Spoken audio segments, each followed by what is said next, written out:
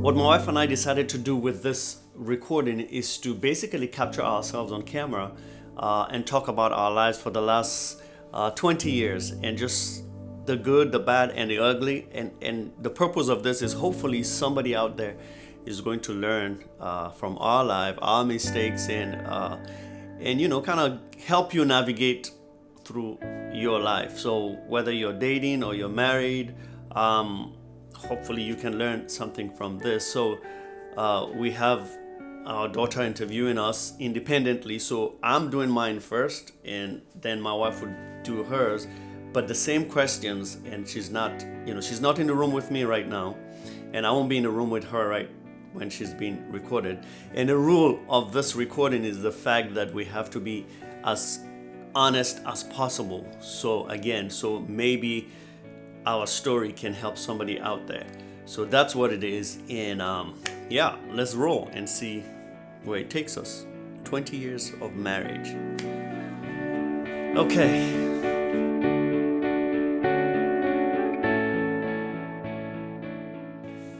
How did we meet? We met in Cape Town, South Africa, when we were both in school. And that would have been July 1995. Actually, Muizenberg Beach area is actually where the school was at. Youth with a Mission.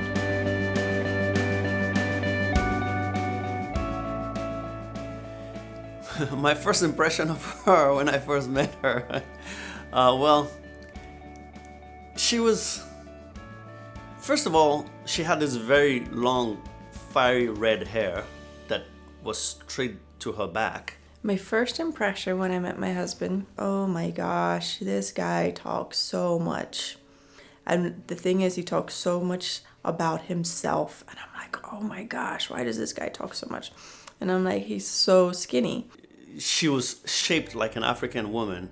Her hips was the first thing that actually really attracted me. For a white woman, I never thought that, not that I never thought, but for me it was... He was so skinny. I know he's skinny now, but or slim. He's slim now, but he was really skinny then. So I think he was like a size 27 pants, I think, when we met or something, yeah. And I just thought, wow, this guy just really talks a lot. So he still does. So that was my first attraction, really. And then when we got to spend time together, I found out that she's really a sweet person, very, very considerate person. And that was my first attraction to her.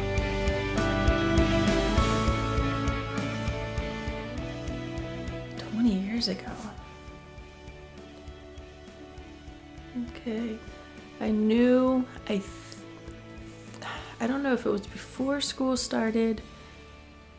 I think it might have been a week into the school or 2 weeks into the school. At what point did I know that she was the one for me?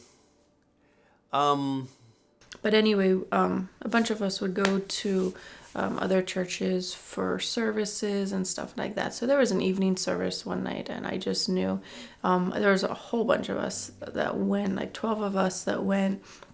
And I just remember we were worshiping, and I just heard God say that was my husband. I'm like, where? Okay, whatever. And I looked down, and he's like, that's your husband. I'm like, that guy that talks about himself. Are you kidding me? Not just like, oh, are you kidding me? Like, oh, but like, really? Like, but yeah. So I think it was during the service, but I can't remember like how far in. I don't know if it was the first week or what. Yeah. There was a day we were on the train from downtown Cape Town going back to Muizenberg, which is where our school was. By the way, I met her while we were in school in Cape Town, South Africa. So we were in this train going back home. Of course, I already liked her. And I asked her a question. I was attracted to her already, so that was no brainer. The attraction was there. I liked her personality. But at what point did I know that she was the one? We were on the train going down to Muizenberg, and then, it was a packed train, very packed train. It was almost like back to back. We were standing almost this close, like to each other. The train was moving. And then I asked her, two questions. I said, holding the rail of the train, I asked her, I said, do you think this relationship would end up in marriage? Now, I wasn't proposing, I just asked, do you think this relationship will end up in marriage? And she said, I think so. So that was number one. But the biggest thing for me, I wanted to know when the window of when she was ready to get married, because she was young at that time. And, people have plans to go to college, before they, settle down with a family and all that. So I asked her, I said, when do you foresee yourself getting married? Already I had made up my mind that, in 6 months' time, I want to be married. And she said, soon. When I said, when do you foresee yourself getting married? She said, soon. I said, what is soon? How soon? Soon as in next month, soon as in next year, soon as in 10 years from now? When is soon for you? And she said, soon as in months. Then I knew. That was it for me. I didn't have to pray anymore. I didn't have to ask. I just knew that was it for me. At that point, I knew that she was the right one for me.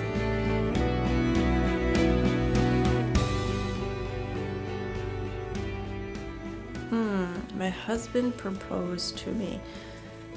There's an official one and an unofficial one, I guess you could say. We were on the train. We were going to another town, like towards Cape Town, for a church service, and he had asked me where we thought the relationship was going to go. And I thought, oh, marriage, because that's what I was projecting. But that wasn't like an official proposal. I think the official proposal was on the beach, Muizenberg Beach, not Cape Town, but Muizenberg Beach, there right near the school. That's it. You don't want to tell the story? Oh, is there a story behind it? Like, how did he propose to you? What was it like? Well, he took me out before, I don't know, was it before dinner? I guess it was before dinner, and man, I have to remember all this. Okay, let me see. It was before dinner, took a walk, and then we went to the beach. We were on the sand, I remember that, and we were under a lamppost because there's like a boardwalk, like a concrete platform that's raised, and and he took me there and proposed to me. I don't know exactly what he said. I can't remember exactly what he said, but he had the ring box and everything, and then put the ring on. But that was actually the same spot that I took him to. It would have been 4 or 5 years later, in 1990. Well, yeah, it would have been 1999. I took him to the same spot while we were living there, and I told him that we were pregnant, and at that time we were pregnant with Kilta.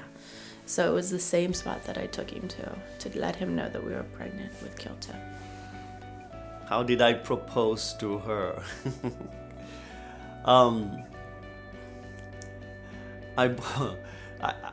There was this favorite chocolate of hers that she liked. It called TV Bar. It's in South Africa.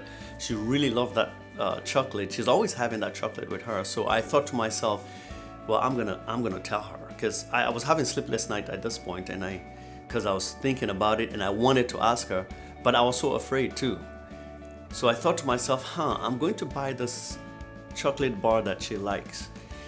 And once I tell her, before she answers, I'm going to give her the chocolate bar. That way, if she's going to say no, she might consider that, So I bought this chocolate bar, and my school is right by the beach in Muizenberg, Cape Town.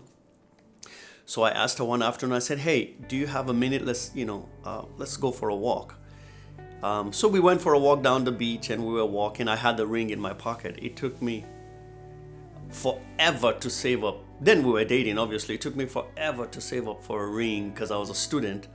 So I had this ring in my pocket. And then we were walking down the beach, and I said to her, I said to her, I've been having sleepless nights, And she said, why? I said, because of you? She said, because of me? I said, yeah. She said, why? I said, because I'm in love with you. And then she smiled. No, take that back. That was when I told her I was in love with her. That was when I was dating her. That was when I told her, yeah, that I was in love with her. The proposal actually was, we went down the same beach, by the way. Anyway, let me tell you that story before I come back to that. So when I told her I was in love with you, she smiled. And I said, before you say anything here, I pulled out the TV bar and I gave it to her. And she collected it. She took the TV bar from me. And that was a good sign for me. I said, in my mind, I'm like, yes, she took the TV bar. She did. But we were quiet. There was this awkward silence for a while. We were walking down. We were quiet. She didn't say nothing. I didn't say nothing. But she said, thank you. When I said, I think I'm in love with you, she said, thank you. And I thought to myself, then I said to her, thank you is really not, what I was expected. Then she said, I knew it. I said, what do you mean you knew it? She said, I knew. In my mind, I'm like, if you already knew, why didn't you make my life a little easier? But anyway, and she's, then she said she was in love with me too. So we kept walking. So it was a good day. I was like, oh. But at any rate, so back to proposal. How did I propose to her? I got the ring. It took me forever to save up money for the ring because I was a student. Every money I got, I kept it. I starved myself basically. I didn't go out to eat with friends when everybody's wanted to go eat. I just kept saving money because I saw this ring. I asked her friend to steal one of her rings. I teamed up with her friend Samantha from South Africa. I told her, steal her ring for me. I have to go to town. No, I told her friend to go with her to town and pretend, let's look at just rings and everything, so she would see which ring my wife actually likes. So her friend went to town with her and looked at different rings, and she found out the one that she really likes. And then she stole her ring and brought it to me, and I ran down to town and I found out what the price is, and I ran down to town and I got that exact ring. So I took her back to the beach and we were walking, and I said to her, I said, we've been dating for, I think at that time it was like 4 months, I can't remember. And then I pulled the ring out. I said, will you marry me? And she was shaking and crying, and her hands would, because we had already talked about marriage and everything, and I knew yes, but I was still afraid. I was still afraid that she might say no. And I pulled the ring. I didn't go on my knee though. I did not go on my knee. I was just standing. I guess I was confused myself. So I gave her the ring. She said yes. I said yes again, I think. So that's how I proposed. I did not know that he was going to propose that night. I didn't even know that he had gotten a ring. We had just gotten back from an internship outreach phase for 2 months. I didn't know that he had planned or had the money to even get a ring. I just sort of took the unofficial version of the proposal when we, knew that we wanted to be together. I took that as a proposal. I didn't. Yeah. Did I know she was going to say yes? Honestly, it is a yes and a no. I knew she was going to say yes because we've talked about marriage. As a matter of fact, we started talking about it and planning it to some extent. But no, I did not. I was afraid she might even say no because I didn't know. I just didn't know what that moment might bring. She might freak out or say, I changed my mind. I don't want to marry you, So, yes, I kind of knew she was going to say yes, but I was hoping she did say yes. I didn't know she was going to say no. So, thank God she said yes. Well, obviously, 20 years later. Oh, when we were dating, I really didn't know. I think when we were dating, I kind of asked questions around. Oh, she didn't know this. I asked questions around other white folks because, she was a red hair. And I did not know. I did not know red hair. If there's some things about red, because I heard all kinds of stuff about redheaded ladies. They can be fast. They can be, hot-tempered. They can be. And I'm thinking, okay, let me find out, let me ask questions about, and I went on a secret mission asking people, hey, is there anything about redheads that I should know? And pretty much what I got was like, they're hot-tempered, they can be. And I found out that during the medieval times, they were actually burning red hairs. Doesn't matter if you're a guy or a girl, if you're born red hair, you were born evil. I'm glad my wife was not burned. I'm glad she was not born during the medieval times. She's born at this time. So yeah. I love the redheads. Hey.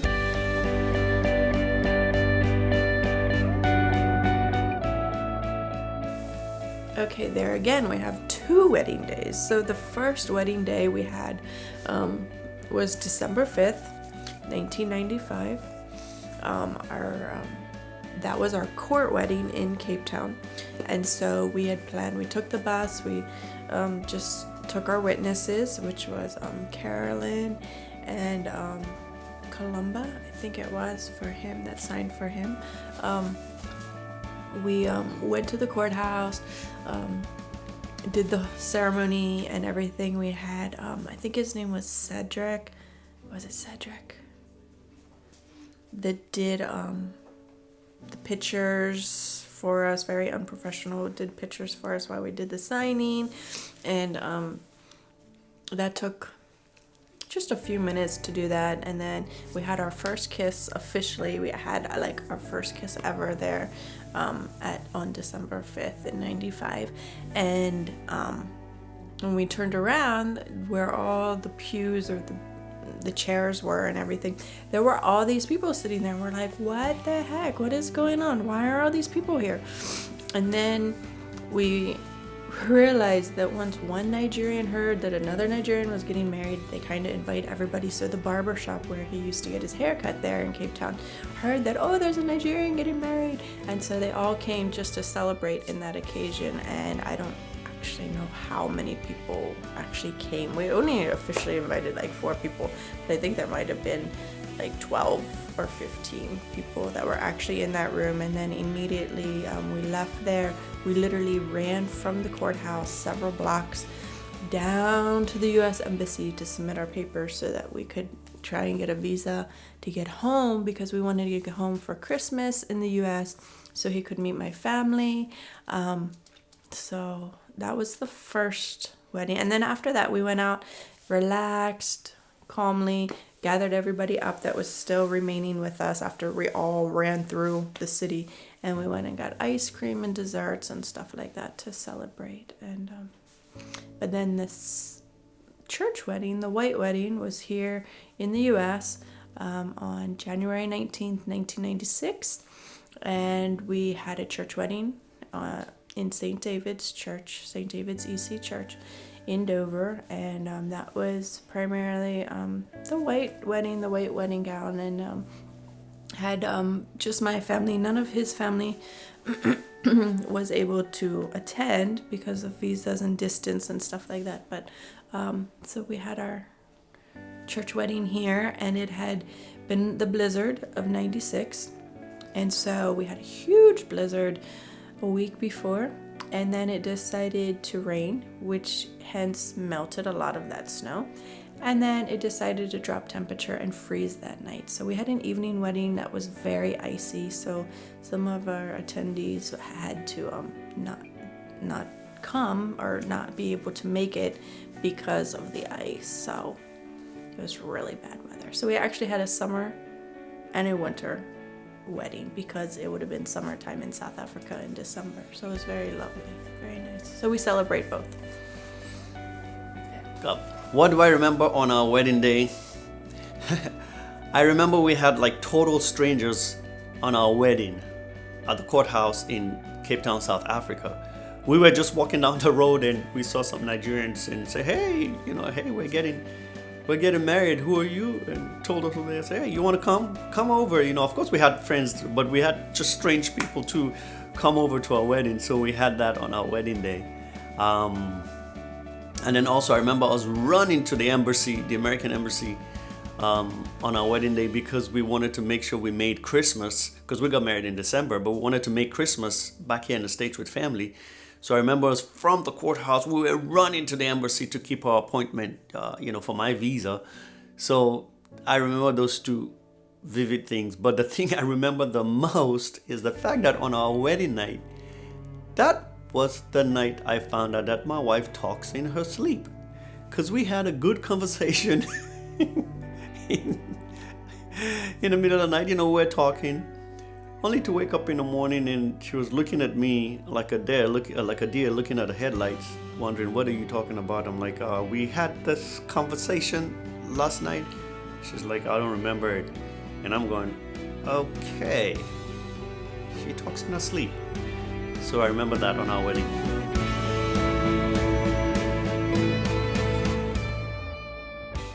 What do I like about him? There's a lot that I like about my husband. I like his humor, especially. I love, I think the greatest thing is, I'm trying to think how to word it. The greatest thing being with somebody is the way they make you feel when they're around you or when you're around them. So, yeah. So that's what I like. I like the way he makes me feel when I'm around him. And I love his love and passion to serve God. Yeah. Now you're going to get me to cry? No cry. No crying. Okay. What is something unique about my spouse that I love? The way she dances, she's the only one that can dance like that. We've been working on that dance rhythm for a while, as a white girl. I'm trying to teach her to dance African dance because she's got the hips of an African. In Africans, we, use our waist a lot to dance.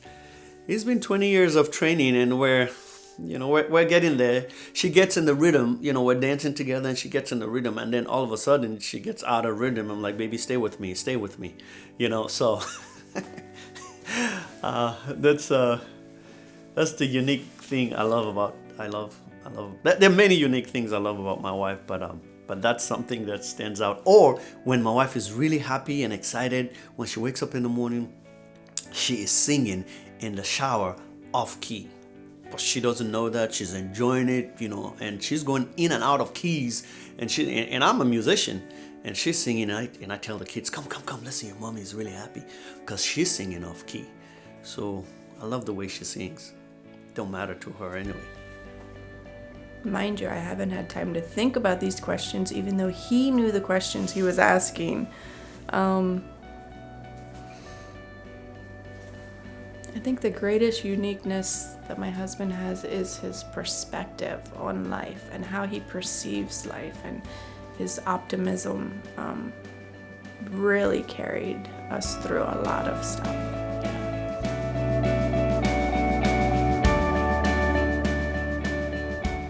Wow, there are so many differences between us, our cultures, our perspectives.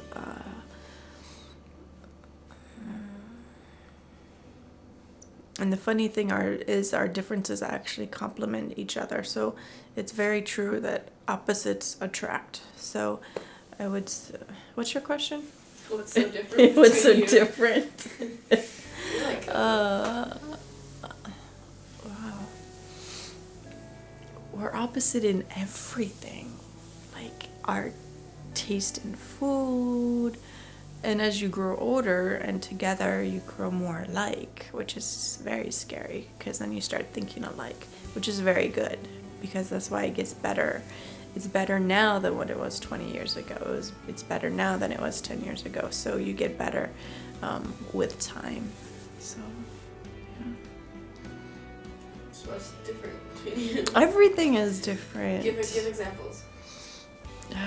Our perspective on everything. I mean, how we perceive things. That's why he balances me. That's why I said that before. Like, he just so balances me because I think our biggest difference is how we do things, the timing, how we do things. Trying to think. More than just the obvious basic food and clothing and stuff, like style. I mean, he likes BMWs. I like more casual cars. Vacation to him is in a high rise. Vacation to me is in the wilderness. So those extremities make us very different. But then it helps us to experience the things that we normally wouldn't want to experience. We experience them with each other then. To get him to go on a hike, oh Lord have mercy, he never wants to go hiking in the woods or relax in the woods, but he'd rather relax in front of a TV in a hotel room, which to me is not relaxing. So those are our basic everyday differences. I mean, we always, a lot of times, probably 5 days a week out of 7, we cook 2 different meals. We have the African food, we have the American food. And it's always been like that. No matter where we've lived, we've always cooked 2 different foods. There's very few foods that we like together. Like we do like pounded yam and agusi, but I don't like amala and I don't like agbono. Yeah, agbono, I don't like agbono. And he doesn't like spaghetti and he doesn't like red beet eggs. He hates the smell of red beet eggs. Oh my gosh. And sauerkraut. He hates sauerkraut to this day. I just don't understand. But yeah, so things like that. But it just adds more humor again to the things that we do together. So yeah. What is the difference between my wife and I besides our skin color? Well, she's red hair and I'm black hair. No. Okay, that's my humor. But wow, there are lots of things different between my wife and I. First of all, when we eat when we go to Subway and we buy sandwiches, I usually take the chicken sub. My meat has got to be dry. When I take the Subway, I make sure they put cheese on both sides of the bread so the meat does not even have any contact with the bread. My vegetables cannot touch my bread. It's got to be that dry when I eat it. On the other hand, when my wife eat her Subway, it's got to be soggy, like, mushy, soggy. That's nasty. That's one difference. In my house, food, we cook 2 different foods. She's cooking American food and I'm cooking African food. By the way, before we got married, we talked about that. I would always love my African food and she loves American food. Some of my African food are like yuck to her and I'm thinking that's the best food in the world. Some of her American food, she thinks it is ugh, and I think that's like the worst invention in the whole world. So there are a lot of differences about us. Oh, secondly, one other thing that is different about us, when she wakes up in the morning, she likes, remember my wife likes things arranged and neatly and nicely and all that. When she wakes up in the morning while I'm in bed, she makes her own side of the bed. Like, I mean, still under the cover, she straightens it. Sometimes I come into the room and everything is just too perfectly aligned. I'm like, it doesn't look like people live in here. You know, rough it a little bit, make it a little rough so people, people live in here. So, yeah, I like action movies, like some sort of violence in movies. She likes the chick flicks. She likes movies where she's crying afterwards with tissue. And I'm an African man. We don't like crying when you're watching movies. It's kind of uncomfortable, actually, when you're crying when you're watching movies. So, yeah. There are many things that are different about us. But, 20 years of marriage, we made it work. Ooh, ooh. Ooh, ooh. By the way, my daughter is embarrassed because she's interviewing me with this. And she's feeling embarrassed that her dad is acting this way. And she's hearing some things probably for the first time. So.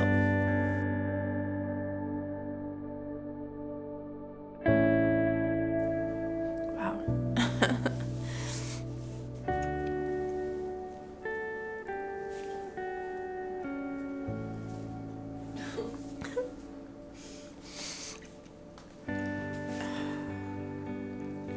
Wasn't that bad?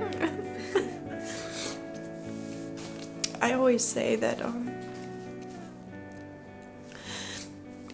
I didn't know my husband for probably the first 8 years because I didn't understand the culture. I didn't understand where he came from. So it was very, very challenging. So yeah, I think for us, we had the foundation of Christ in our marriage, and that's what held it together. It's still holding it together. But the biggest challenge that I can say that has improved is finances. It was really, really difficult. We joke about it now. We can laugh about it now. But he went out and bought a two-door car, sports car when I'm full-blown pregnant, and I'm wondering how I'm gonna get a car seat in the back seat of this little car when there was nothing wrong with the other car. Nothing. We had no debt, no nothing. And then he goes and buys this car and thinks he's doing this great thing and like brings it to the door, brings it to the driveway, and surprise. And I'm not happy at this point. Was not surprised. I mean, I was surprised, but I was very upset because now you have a car payment. And this whole cultural differences, that's the biggest difference between us, is the cultural aspect. In America, everything is readily available and easy to obtain things, and get you in a lot of trouble.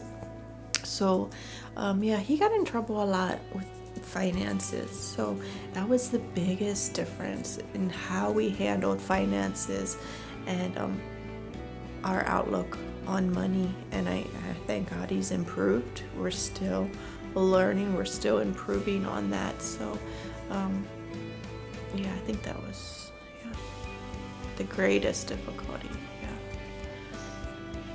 What were our early challenges as newlyweds? God, a lot. Like I said, I'd like to listen more to my wife. Earlier challenges, I just didn't listen. I still had the mentality, coming from Africa, I'm the man, I got to make some decisions.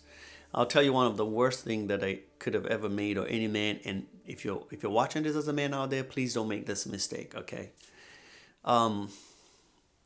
Or if you're about to get married or you're dating, especially, it doesn't matter what culture you're from, just seriously talk to your spouse about certain things. But one time I went out, it was just new. I went out, I was driving from work, and we didn't have a car then. I was borrowing my in-laws' car. I was coming back from work, and I stopped by a car dealership, and I was admiring these cars that they had. There's this Honda Prelude. It's a 2-door Honda Prelude, really nice, cute, car. And I was just standing there, and the salesman came up to me and said, "Hi, how can I help you today?" I said, "No, I'm just looking at your cars." He said, "Oh yeah." He said, "I can actually put a car in your hands today." And I went, "Nuh-uh." And he said, "Yeah." I'm like, "Nuh-uh." He said, "Yeah, I can put a car in your hand." And he said, "Let me ask, do you have a job?" I said, "Yeah, I have a job. Do you have a pay stub with you?" I said, "Sure." I happened to have a pay stub with me that day. So he went in and did whatever car salesmen do and calculated, and came back and said, "Good news, I can put a car in your hands today." And that car, I said, "This car?" He said, "Yes." And guess what? I drove home with a Honda Prelude. I will never forget, metallic blue. I was feeling myself. Woo! But the problem was, there are two problems. Number one, I did not tell my wife about it. We didn't discuss it. I just bought a car. And secondly, she was very pregnant.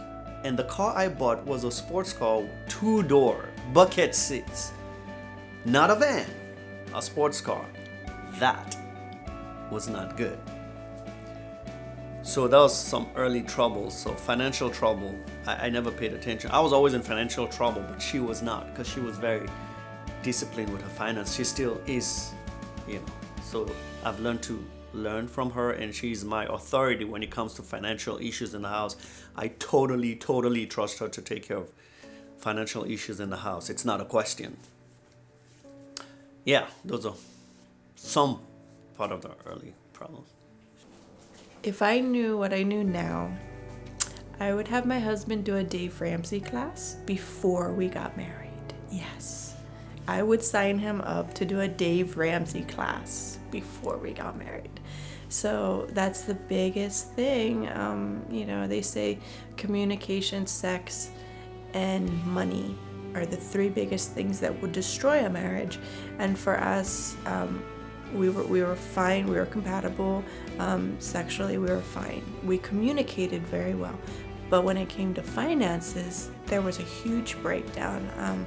There was a lack of communication in the finances because we never discussed how or where money was going to come from and where it was going to go and how it was going to be used. So that definitely I would have made sure that we had a proper foundation in that, you know. Knowing what I know now, what would I do differently?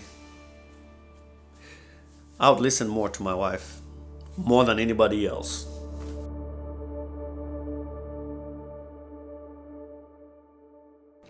Find out if your husband is a spender or a saver.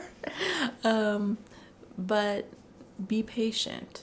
Just be very patient. Be very loving, and put a lot of prayer. Just dose your spouse in prayer. You know, I prayed for him for years before I knew him. I prayed for a spouse, but I didn't pray that he would know how to use money. So add that to your list of things for what you are looking for in a mate, in a spouse.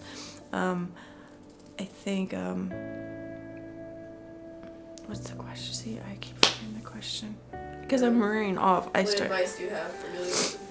So the advice that I would give is just make sure your foundation is solid in Christ, because no matter what you go through, no matter what breakdowns you may have in your foundation, whether it be the sex, the communication, or the finances, Christ is always going to be there to solidify all of that and put it together when it needs to be, because that has to be your focus.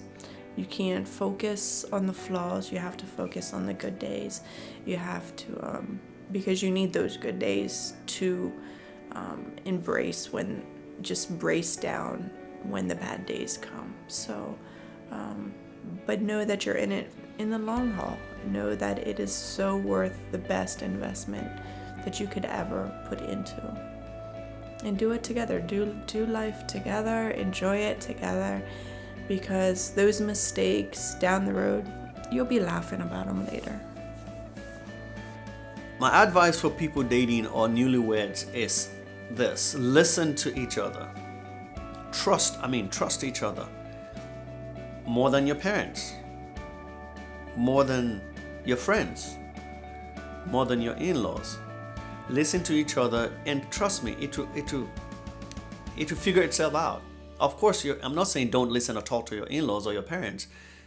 They have an advisory role for you. They would advise you, yes. But at the end of the day, both of you are responsible for the decisions you make. Filter it, think about it, and, you know, for my case, you know, culture is very strong for where I come from, where, you know, oh, your parents, you know, or your brothers. Trust me, you and your spouse are the most important thing. Again, of course, you can reach out for advice, but it never overrules.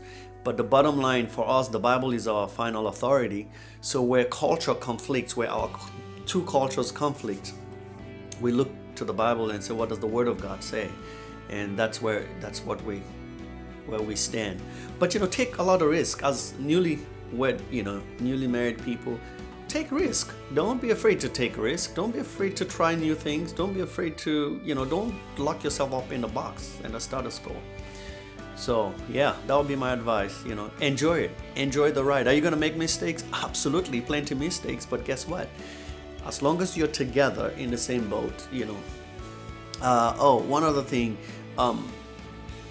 Don't make divorce an option. If you truly just have it in your mind that you will never divorce, and say, you know, you hope not to divorce, no matter what happens, we never ask. I asked a couple a question some time ago when we were dating, a wonderful couple that God just put in our lives, and I guess that's that was the only counseling that we actually had as a married couple. We had this maybe 2 hours to talk to this couple in their house. They invited us. We sat down, and actually we asked them if they don't mind for us to ask them questions. And I remember asking them a question: have you ever thought about divorce? And what did you do? And their response actually, you know, just changed everything for me. You know, he said, we have really never thought about divorce in the sense that, am I married to the wrong person? That was not an option. After we got married, it has never crossed my mind to ask, am I married to the wrong person? That has never crossed my mind. However, when we get into a situation where it is difficult, a problem, we ask this question: where do we go from here? It wasn't a question of, am I married to the wrong person? How can I get out of this relationship? It was a question of, okay, we've hit the wall. Lord, what do we do from here? Where do we go from here? So that perspective changed everything for us. So whenever we have a situation, no matter how difficult it is where do we go from there? And that's like I told you about my mom living with us, and it was a really hard wall that we hit. But I asked, we started asking the question, where do we go from here? How do we deal with this situation? And there's always, always, always an answer. So that would be my advice for newlyweds. When you get into a problem, just ask, where do we go from there? And be willing to take the lower stand. Be willing to pay the price, if I may use the word. Be willing to sacrifice. Be willing to say, you know what, I'll take the blame for it, or not. I mean, not I will take the blame for it, but I'm willing to understand. I'm willing to give 100% and expect 0% from you. That's the word. I'm willing to give 100% without expecting anything from you. But the truth is, if you give 100% without expecting anything from your spouse, usually it also reverses the way. So be willing to give 100% without expecting anything from your spouse.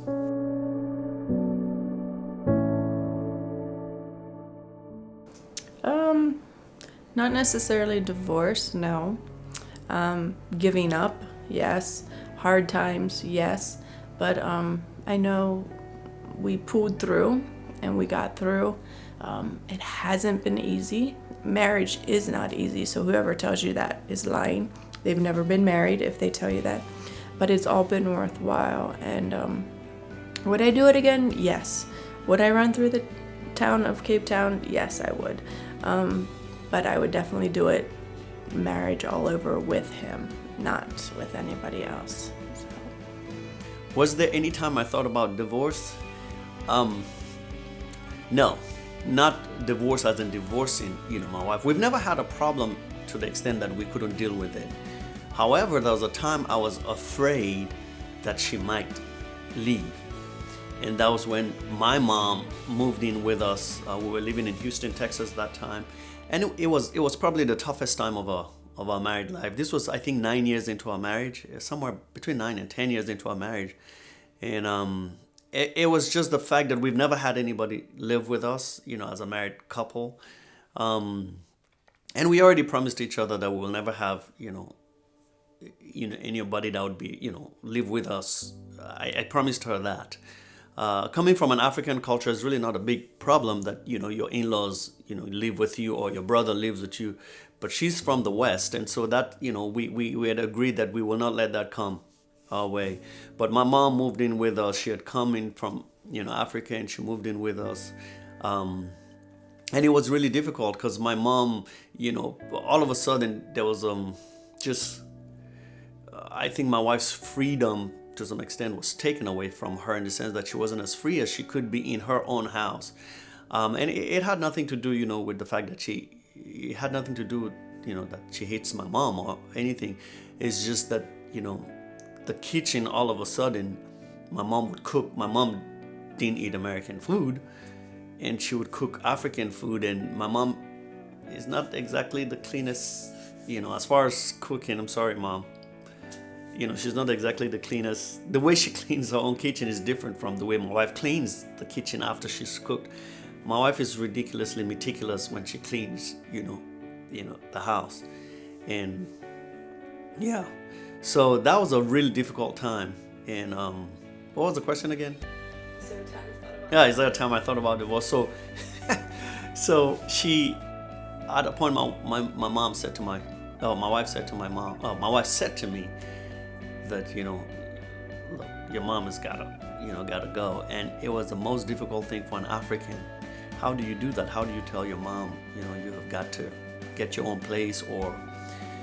So I called two pastors and I said, an American pastor, an African pastor. I said, look, I have a situation in my home. What do I do? On the one hand, my mom is here, and they both said, I'm sorry, you are in the toughest situation any man can ever be. I would rather face Goliath without any shields and armor and just fight Goliath barehandedly and take my chance of surviving or dying than to have to tell my mom or my wife that, hey, so it was a really difficult situation. So at the end of the day, the pastors both advised me and said, your mom's gotta go. The African pastor too said, Bola, this is a really difficult situation, but your mom's gotta go. So I told my mom, I said, hey, listen, I called my family back at home and I said, listen, this is a situation we're in. And of course, some of my family members didn't understand it. They're like, wow, your mom that gave birth to you, you're going to tell her to leave your house. And I said to my mom, as much as, I love you and I respect you, you've done so much. At this point, I don't want to lose my wife, because this is the most important thing for me. So, but my wife actually walked out of the house one day. She was so frustrated, she left the house. Obviously, my mom didn't know all this was happening, and she didn't know, she didn't know any different. So it was difficult for me to try to explain to her that this is, and my wife didn't show, contempt or, disrespect to her. She did not at all. I had to take all the bullets. So one day my wife was frustrated and she walked out of the house in the morning. I think she switched off her phone and I couldn't reach her. And this went on for like hours and I freaked out. That was the day I was afraid that, is she going to leave me? It was a really scary time for me that day. Because I couldn't reach her for a couple of hours and it has never happened. Again, we're talking 9 years into marriage. This had never happened before. So I called her mom and I told her, look, this is what's going on. I haven't heard from my wife. She turned off her phone and my wife said, my mother-in-law said that she just went out to steam off. She will come back. And that was comforting to me. But that was when I thought about, maybe she's going to leave, but I never thought about divorce, that, we're having problems. No, let's divorce. Did I marry the wrong person? Did she marry? No. So, yeah.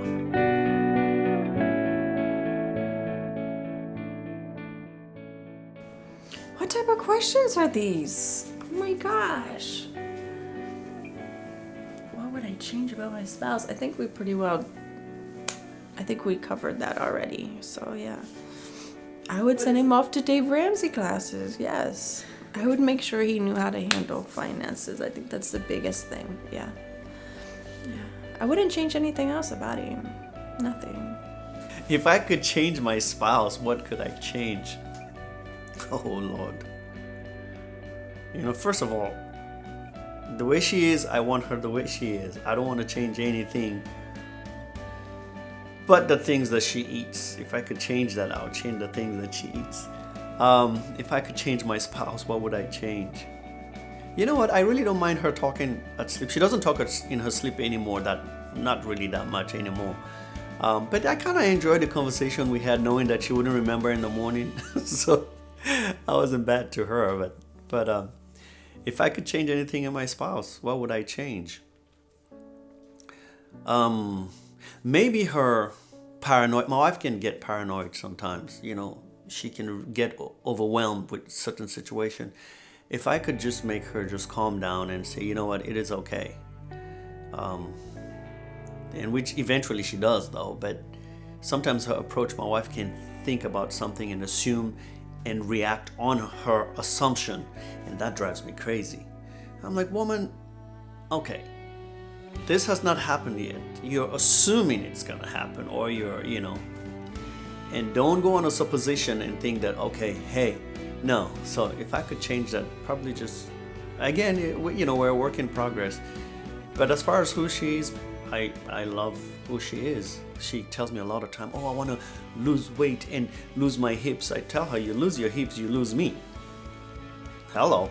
So, but I love my wife. Yeah.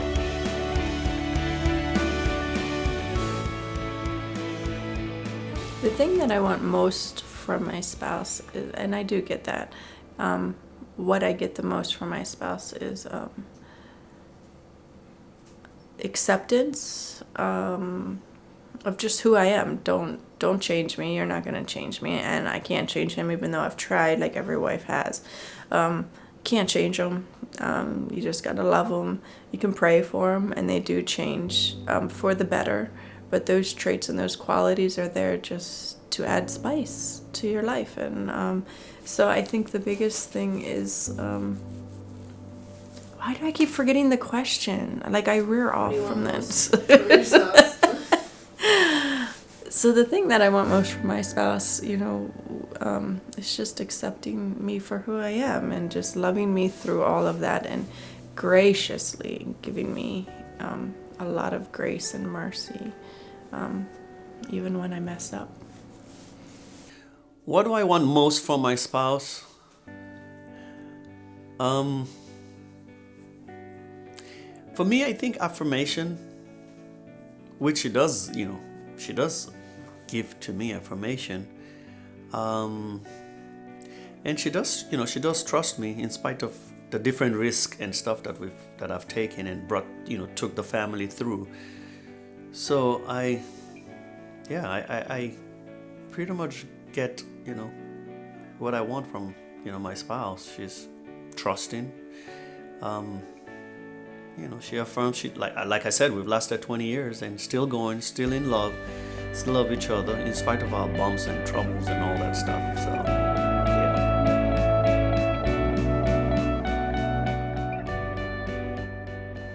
Knowing what I know now, that would be a dangerous combination. Knowing what I know now and then probably doing it all over again would have been a dangerous combination. Being that you have all this years of experience, and experience teaches you a lot. So I think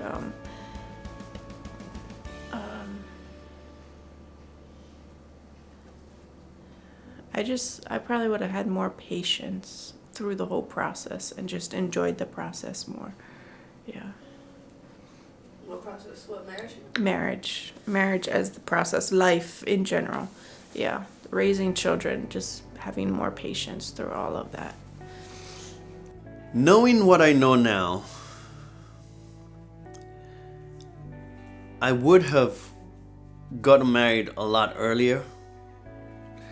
But then that would not be possible because my wife would be a minor.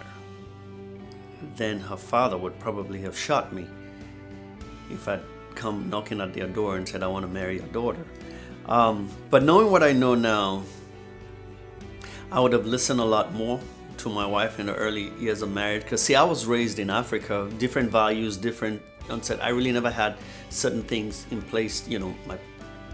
My dad or mom never taught me stuff. I just grew up, African kids, for the most part, most of us, at least in my case, just grew up. We really never had instructions. We really never had. So when we first got married, I was doing things as though I was a single guy. And that was a dangerous move for a marriage. But knowing what I know now, I would listen more to my wife and take more of her wisdom. And I think the biggest thing I was surprised, I don't know if surprise is the right word. I don't think that, his desire to learn and grow and actually change. Yeah. Because sometimes people get stuck in who they are and they don't want to grow. So I think just him wanting to learn and to grow through the last 20 years is just outstanding to me. We were even talking about this yesterday, is about how he's been able to just keep learning in the field that he's in. And I think that just astounds me. Yeah, I think that's the biggest thing. My wife is a very selfless person. She's very considerate. Just her selflessness, she would sacrifice for somebody else. She's very giving. She's She's very hardworking, very hardworking. It's ridiculous sometimes for me. I enjoy the fact that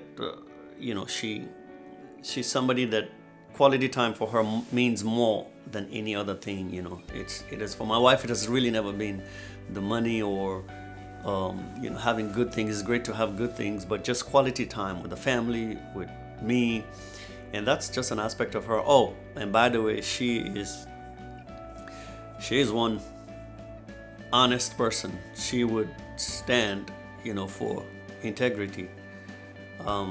She straightened some things in my life. She stands for what is right, period. For her conviction, she believes it, that's it. She believes it, and